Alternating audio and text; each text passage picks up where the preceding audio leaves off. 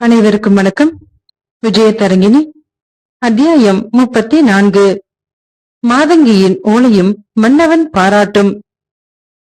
விராட வல்லாளன் மூலம் தீரன் சென்னி கொடுத்து அனுப்பியிருந்த ஓலையை படித்துவிட்டு சென்னிக்கும் விராட வல்லாளனுக்கும் எப்படி நட்பு ஏற்பட்டது என்பதை விசாரித்து தெரிந்து கொண்ட பராந்தக சோழர் மகிழ்ச்சியடைந்த போது அந்தரங்க மண்டபத்திற்குள் நுழைந்த ராஜகோவரையர் பரதவர் தலைவனை பார்த்ததும் ஆச்சரியமடைந்து ஒரு கணம் அப்படியே நின்றுவிட்டார். மறுகணமே தன் சுய நினைவுக்கு திரும்பிவிட்ட அவர், விராட வல்லாளரே, நீங்கள் எப்படி இங்கு என்று ஏதோ கேட்க ஆரம்பித்தார். அவரை இடைமறித்த மன்னர், ஒற்றர் தலைவரே, நீங்கள் சென்னையிடம் கொடுத்த ஓலை ஏதோ வந்து சேர்ந்து விட்டது. ஈழத்திலிருந்து படைத்தலைவர் கொடுத்து அனுப்பி இருக்கிறார் என கூறிவிட்டு தீரன் சென்னியை கடல் கொந்தளிப்பில் இருந்து விராட வல்லாளன் காப்பாற்றியதையும் கூறினான். அதை கேட்டதும் ராஜகோவரையர், பரதவர் தலைவரின் இந்த உதவி மகத்தானது என்றார் உணர்ச்சி மிகுந்த குரலில். நான் மட்டுமன்று, அந்த சமயத்தில் யாராக இருந்தாலும் நான் செய்த காரியத்தை தான் செய்திருப்பார்கள் என்றான் விராட வல்லாளன் பணிவான குரலில். அவனுடைய அந்த பணிவு அரசருக்கு அளவற்ற மகிழ்ச்சியை அளித்தது. ராஜகோவரையரே, படைத்தலைவர் இன்னும் சில தினங்களுக்குள் தஞ்சைக்கு திரும்பி விடுவார். நீங்கள் அதற்குள் அவர் உங்களிடம் கூறியிருந்தபடி மதுரைக்குள் நடமாடி கொண்டிருக்கும் சோழ ஒற்றர்களை அங்கிருந்து மதுரைக்கு வடக்கே உள்ள வெள்ளூருக்கு அனுப்புவதற்கு ஏற்பாடு செய்யுங்கள் என்றார் பராந்தக சோழர். அதை பற்றி பேசத்தான் நான் இங்கு வந்தேன். நேற்று மதுரையில் இருந்து வேளக்கார படையைச் சேர்ந்த வீரன் ஜெயவர்மன் தஞ்சைக்கு வந்து சேர்ந்தான். ஈழப்படை தளபதி சக்க சேனாபதி மதுரையிலிருந்து ஈழத்திற்கு புறப்பட்டு சென்று விட்டதாகவும் நம்மிடம் முதல் ஓலை சிக்கிவிட்டதால் மாற்று ஓலை கொடுத்து அனுப்பப்பட்டு விட்டதாகவும் அவன் செய்தி கொண்டு வந்தான் என்றார் ராஜகோவரையர். இது நான் எதிர்பார்த்ததுதான். பகைவர்களிடம் சிக்கிக் கொண்ட ஓலையையே மறுபடியும் கொடுத்து அனுப்புகிற அளவுக்கு பாண்டிய மன்னர் பைத்தியக்காரர் அல்லர். ஆனால் இந்த ஓலையில் உள்ள செய்தியை கொண்டு பாண்டிய மன்னரின் பண்பற்ற செயலை என்னால் புரிந்து கொள்ள முடிகிறது என்றார் சோழ மாமன்னர். வேளக்கார படை வீரனை நாளை காலையில் தங்களை வந்து சந்திக்கும்படி சொல்லட்டுமா என கேட்டார் ராஜகோவரையர். ஏதோ யோசித்தார் மன்னர். பிறகு யோசனையிலிருந்து விடுபட்டவராக, வேண்டாம் வேண்டாம், வேளக்கார படையினர் அனைவரையுமே நாளை மறுநாள் சந்திப்பதாக கூறியிருக்கிறேன். அப்போது எல்லா விவரங்களையும் அந்த வீரனிடம் கேட்டு தெரிந்து கொள்கிறேன் என்று சொன்னார். அப்படியெனில் நான் புறப்படட்டுமா என வேந்தனிடம் விடை கேட்டார் ராஜகோவரையர். பரதவர் தலைவர் நம் விருந்தினர் மாளிகையில் தங்குவதற்கான ஏற்பாடுகளை செய்யுங்கள். மதுரைக்கு நம் ஒற்றர்களில் ஒருவனை அனுப்பி படைத்தலைவரின் திட்டத்தை செயல்படுத்த ஆவண செய்யுங்கள் என ஆணையிட்டார் அரசர். ஆகட்டும் அரசே, அப்படியே செய்கிறேன். விராட வல்லாளனை அழைத்துக் கொண்டு விருந்தினர் மாளிகையை நோக்கி சென்றார் ராஜகோவரையர். அவர்கள் இருவரும் அங்கிருந்து சென்றதும் சிந்தனையின் வயப்பட்டவராக அந்தரங்க மண்டபத்திற்குள் அங்கும் எங்குமாக நடந்தார் பேரரசர்.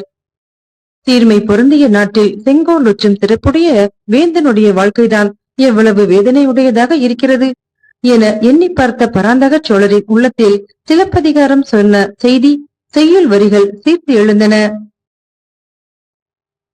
அரசாள்கின்ற அரசனின் நிலையை எவ்வளவு அழகாக வர்ணித்துள்ளார் இளங்கோவடிகள்.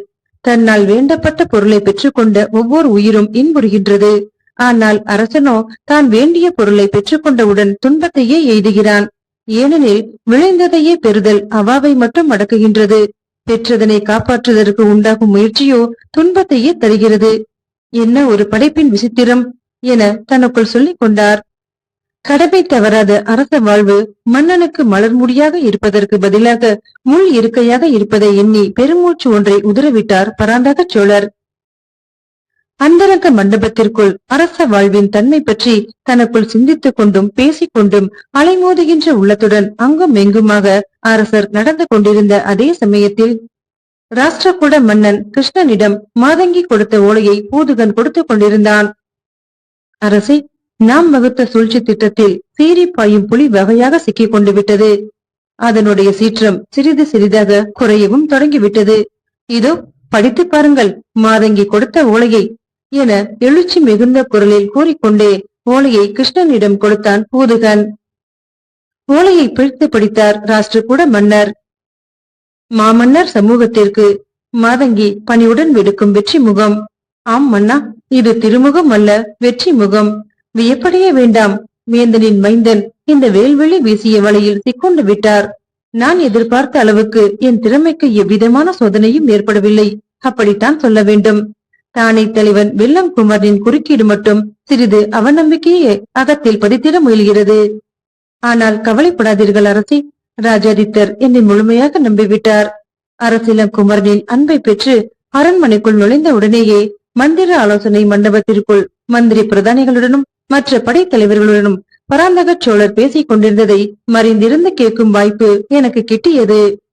அப்போது சோழ அரசர், பாண்டிய மன்னர் ஈழ மன்னர் காசிபருடன் நட்புறவு கொள்ள முயல்வதால் தமிழகம் ஈழத்தின் பிடியில் சிக்குண்டு சிதறிவிடும் என்றும், ஈழப்படை தளபதி சக்க சேனாபதி மதுரைக்கு வந்திருக்கிறார் என்றும், பாண்டிய நாட்டின் மீது சோழ நாடு படையெடுத்து செல்லும் சமயத்தில் சோழ நாட்டிற்குள் நுழைந்துவிட நீங்கள் துடித்துக் கொண்டிருக்கிறீர்கள் என்றும், நீங்கள் அப்படி நுழையாதபடிக்கு சோழ இளவரசர் ராஜாதித்தர் படையுடன் திருமுனைப்பாடியில் நிற்க வேண்டும் என்றும், கங்க மன்னர் பிருதிவிபதி சோழ இளவரசருக்கு துணையாக நிற்பார் என்றும் கூறினார். விரைவில் இன்னும் பல முக்கியமான அரசியல் செய்திகளை அறிந்து தங்களுக்கு தெரிவிக்க இயலும் என நம்புகிறேன். இப்படிக்கு மாதங்கி. ஓலையை படித்து முடித்ததும், மாதங்கி மகா சாமர்த்தியசாலி. யாரும் என்றும் சந்தேகம் கொள்ளாதபடிக்கு உற்றாய்ந்து சந்தேகப்பட்ட இடத்து 4 வகையான உபாயத்தையும் கையாண்டு தப்பித்துவிடும் தந்திரம் வாய்ந்தவள் அவள் என சிலாகித்தார் ராஷ்டிரகூட மன்னர். ஆம், நீங்கள் சொல்வது முற்றிலும் உண்மை. உற்றாயும் கலையில் கை தேர்ந்தவள் மாதங்கி என பதிலளித்த பூதுகன் தனக்கும் வெள்ளங்குமரனுக்கும் ஏற்பட்ட மோதலை விவரித்தான்.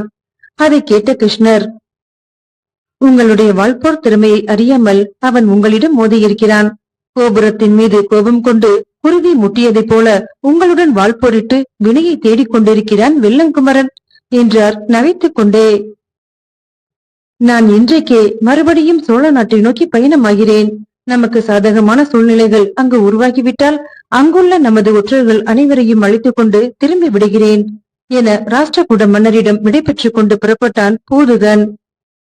பூதுகன் ராஷ்டிரகூட நாட்டிலிருந்து கிளம்பிய அதே தருணத்தில் தஞ்சையில் தன்னுடைய மாளிகையின் பின்புறத்தில் அமைக்கப்பட்டிருந்த பூஞ்சோலையில் மலர்விழியிடம் மனம் விட்டு பேசிக் கொண்டிருந்தான் வெள்ளங்குமரன்.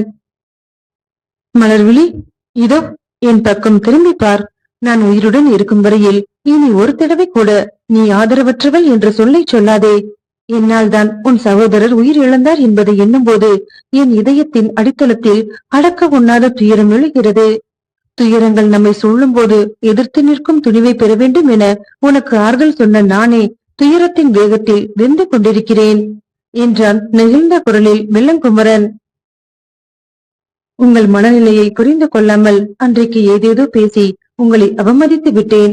அப்படி இருந்தும் கூட நீங்கள் என்னிடம் கொண்டிருக்கும் அன்பிலிருந்து மாறுபடாமல் மனித பண்பின் உயர்வுக்கு உண்மையான சாட்சியாக விளங்குகிறீர்கள். என்னை மன்னித்து விடுங்கள் பிரபு, என்னை மன்னித்து விடுங்கள் என்று கேவிக்கொண்டே தன் கால்களில் பணிந்து கண்ணீர் சிந்திய மலர்விழியை தூக்கி நிறுத்திய வெள்ளங்குமரன். என் விழியின் கருமணி நீ, என் இதயம் மீட்டும் இனிய பண் நீ. அந்த கருமணிக்கோ இனிய பண்ணிற்கோ எவ்விதத்திலும் துன்பம் ஏற்படுவதை என்னால் எல்லளவும் சகித்துக் கொண்டிருக்க முடியாது என்று உணர்ச்சியுடன் உள்ளம் மகிழ உரைத்தான். பிரபு என்ற ஒற்றை சொல்லை மட்டுமே உதிர்த்த மலர்விழி வெள்ளங்குமரனின் மார்பில் முகம் புதைத்தாள். அவர்கள் இருவரும் அன்பின் பிணைப்பில் கட்டுண்டு கிடந்த போது வெள்ளங்குமரனின் மாளிகை வாயிலில் புறவி ஒன்று வந்து நின்றது. புறவியில் இருந்து கீழே இறங்கிய சோழர் படைத்தலைவன் சோழியவரையன் மிக வேகமாக மாளிகைக்குள் நுழைந்தான். வெள்ளங்குமரா, வெள்ளங்குமரா என மாளிகைக்குள் அவனை தேடினான். பதில் வராமல் போகவே மாளிகையின் பின்புறத்தில் இருந்த பூஞ்சோலைக்குள் புகுந்த சோழியவரையன் காதலிலே கட்டுண்டு கிடந்த விருவரையும் பார்த்ததும் சற்று தயங்கி நின்றான். வெள்ளங்குமரா என தயக்கத்துடன் அழைத்தான். சற்றென்று அணைப்பிலிருந்து விடுபட்ட அந்த அன்பு காதலர்கள் குரல் வந்த திசையை நோக்கி திரும்பி பார்த்தனர். சோழியவரையனை பார்த்ததும் மலர்விழி அதிர்ச்சியடைந்து வடித்து வைத்த சிலையென நின்றாள். அவனும் அவளை அங்கு எதிர்பாராத விதமாக சந்தித்ததால் அதிர்ச்சியும் வியப்பும் ஒருங்கி அடைபெற்றவனாக திகைத்து நின்றான். அவ்விருவரின் நிலையையும் கண்ட வெள்ளங்குமரனோ ஏதும் புரியாமல் விழித்தான்.